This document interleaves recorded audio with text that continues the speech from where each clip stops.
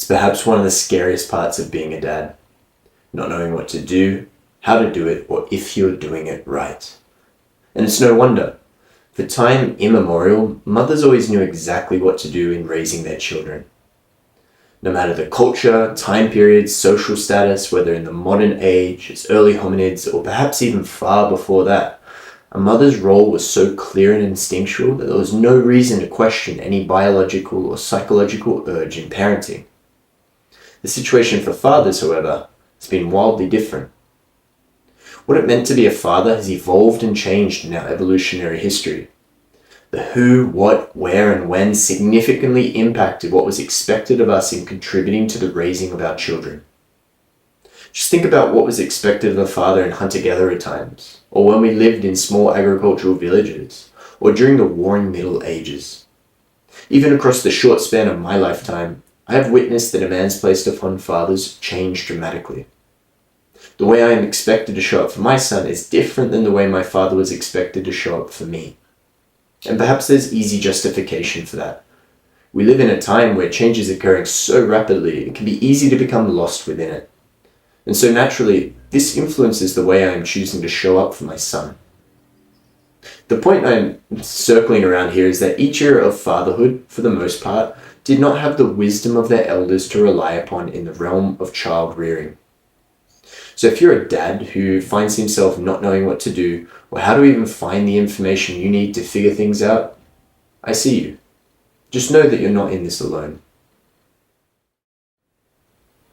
I shared in my last video, Zen in the Art of Fatherhood, a question I was confronted with in my own transition into fatherhood. What do you do when you don't know what to do? I believe in large part this was because I did not have reliable role models of fathers in my life who I wished to emulate. Now I want to make clear, I do not attribute any blame to my forefathers. They were simply doing the best they could in the world in which they grew up. Yet upon maturing into my current life chapter, I realized that I pretty much knew nothing of what it meant to be a father. I had heard of only two things that a father was meant to do: provide and protect. These two categories I found to be sorely lacking, leaving me without a clear way to orient my behavior and an uncertainty of the roles I would actually need to play out.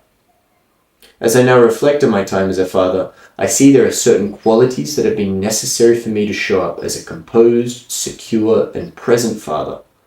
Skills that I am building upon my foundation of embodiment, somatic education, and men's work.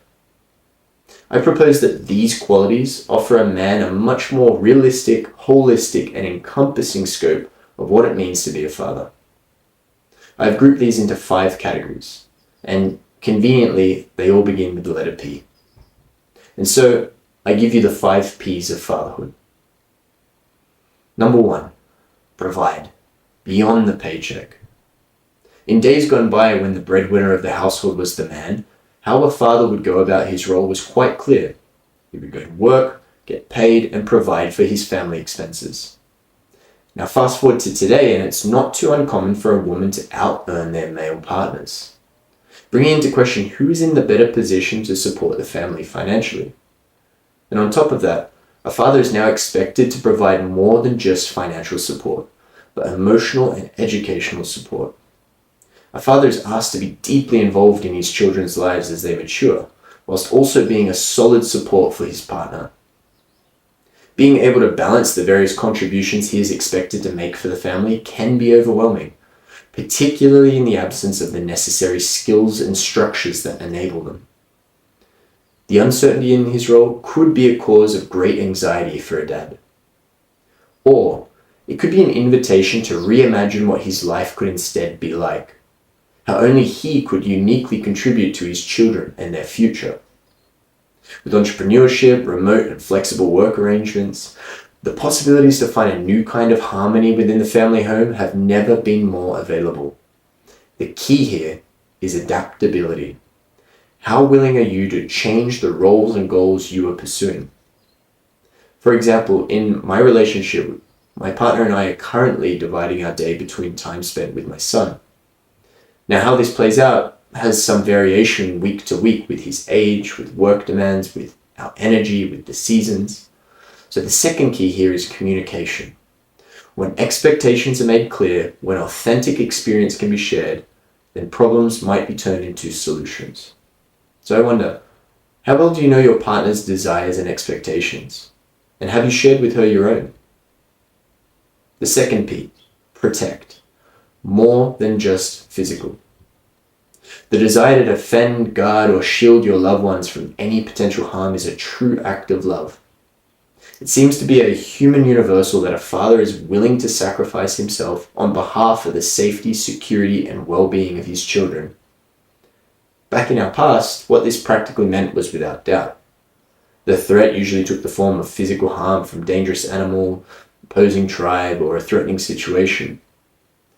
Today, the threats posed to our children are far more abstracted and difficult to comprehend, but it directly impacts upon the mental and emotional health of our children.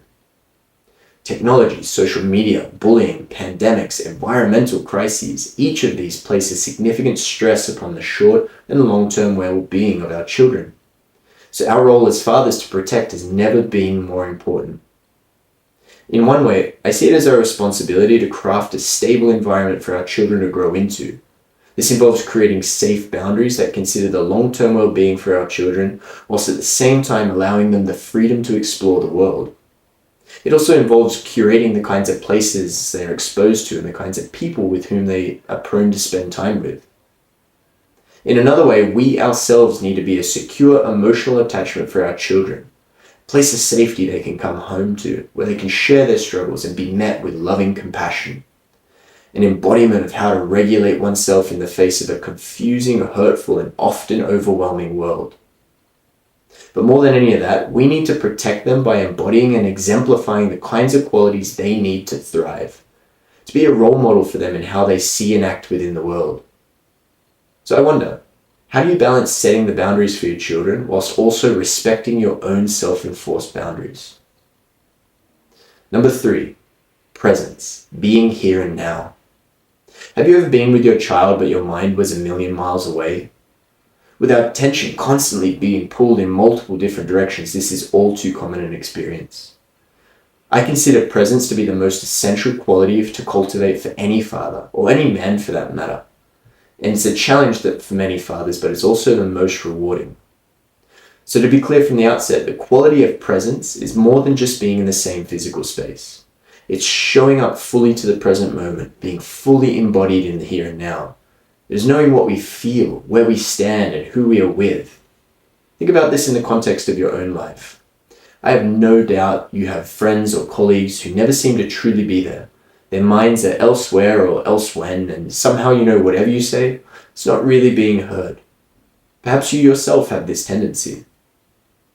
But maybe you've also been fortunate enough to encounter someone who is just fully present with you, where you could feel their attention, their intention, and where you knew they were receiving you in your entirety.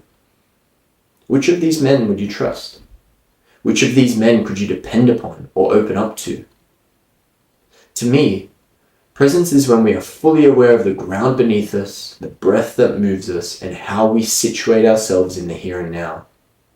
It is securing our attention both of what is within us and what is before us.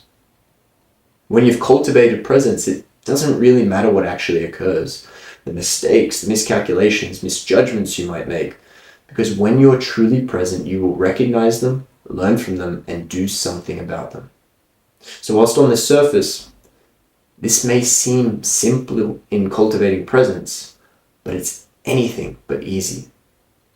The degree of trust your partner and your children will afford you as a result is far worth the effort in practice.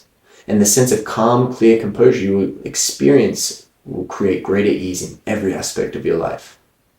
Imagine being the solid foundation of a man whom your family can rely upon in any circumstance.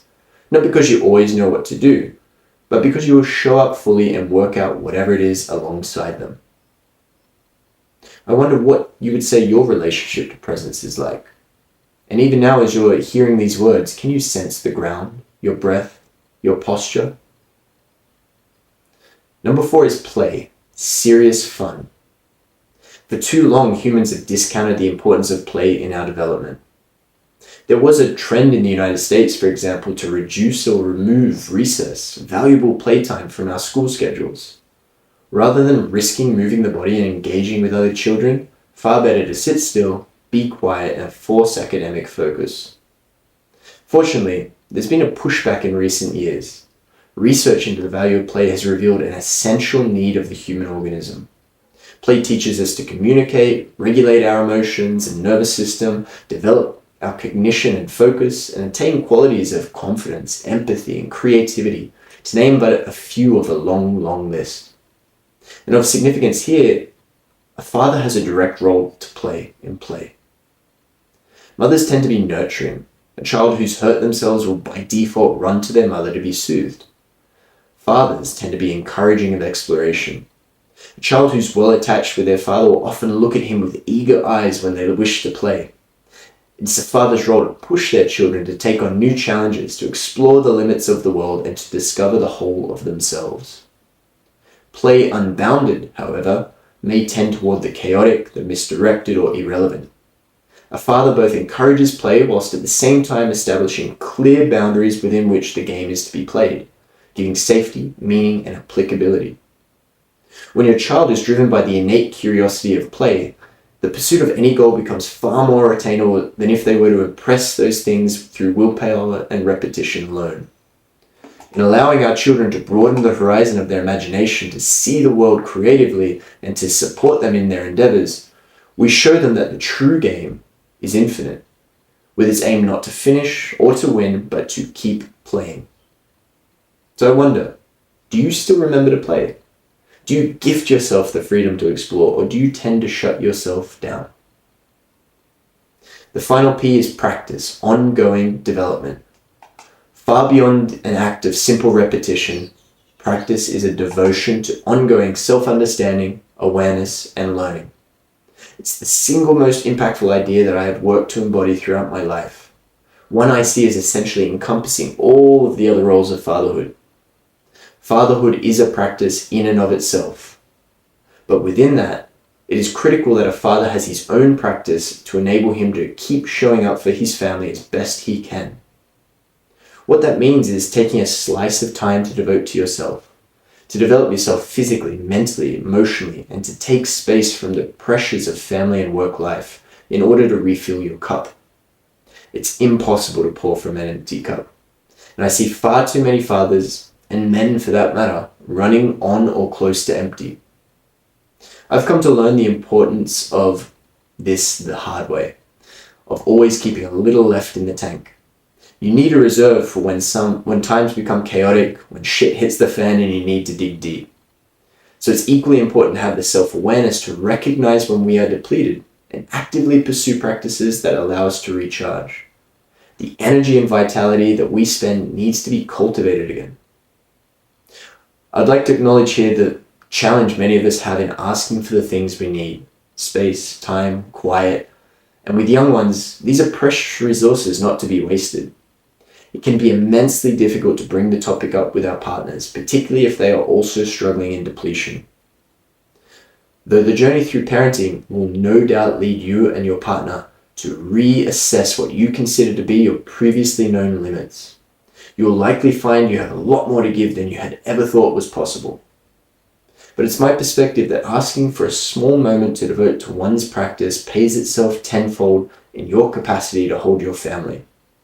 By ensuring you maintain just enough energy, your window of tolerance is dramatically expanded.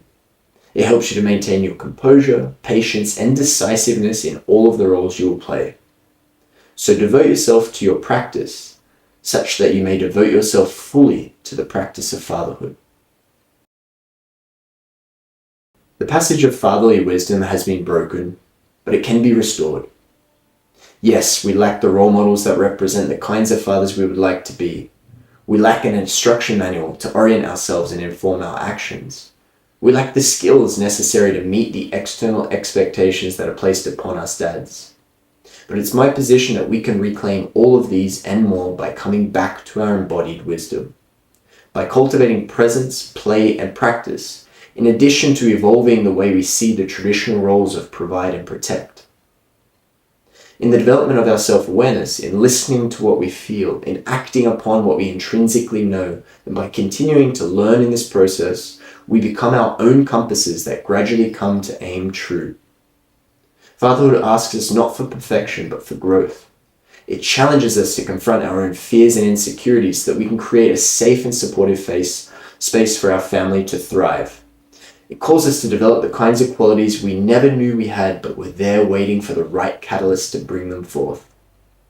In answering the call, in striving to become the fathers our children need us to be, we not only enrich their lives, but we transform ourselves in the process, discovering means that transcend any expectations. And we might just stand to become the kind of father whom our children and their children choose to model themselves upon. If you've made it this far, I thank you for your time and attention. If what I share is resonating for you, I would love to hear your feedback and reflections. Please leave me a comment or send me a message to open a conversation. One thing we fathers and men are pretty damn good at is trying to do it all on our own. And it's my view that connecting with each other might just be a more effective approach. But more on that to come. To your practice.